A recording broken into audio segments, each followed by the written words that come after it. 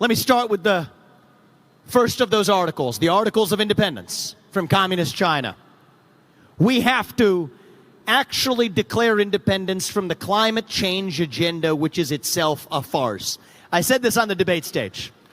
I took a lot of heat for it. I'm going to say it again.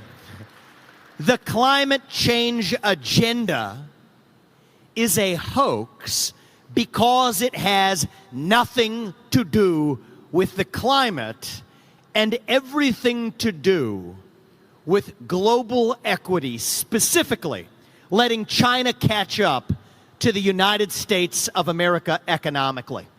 I'll explain to you how it works by way of example. Take the electric vehicle cult in the United States, and I have no problem with the existence and purchase of electric vehicles, but I do have a problem with a subsidized industry that falsely tilts the scales towards China.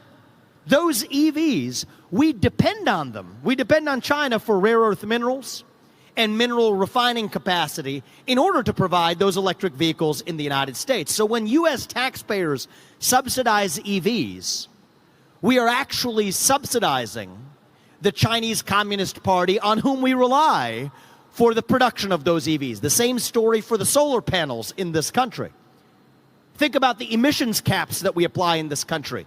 As of 2019, and the trend continues, China emits more carbon, more greenhouse gas emissions than the United States and the rest of the developed world combined by claiming to be a developing nation under the Paris Climate Accords and other international standards.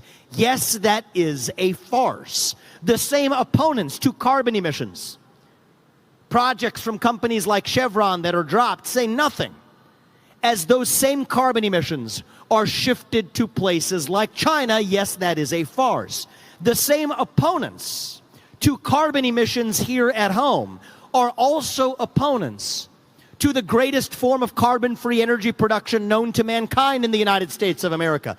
That is nuclear energy, where China is the only country, other than the U.S., that has a Gen 4 reactor today, while we still suffer with Gen 2 reactors. And so what we're going to have to do in the United States is actually reduce our dependence on China by first unshackling ourselves from the climate agenda here at home with a commitment to once again, without restraint, drill, frack, burn coal, and embrace nuclear energy in this country.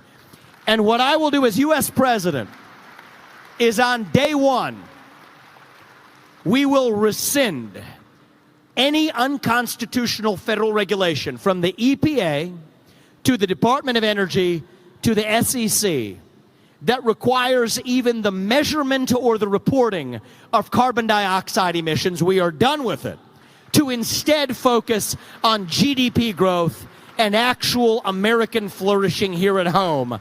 That is what we will focus on measuring, and that is the first step to declaring independence from an enemy that is purposefully using an agenda to shackle the United States as they continue to catch up by the day.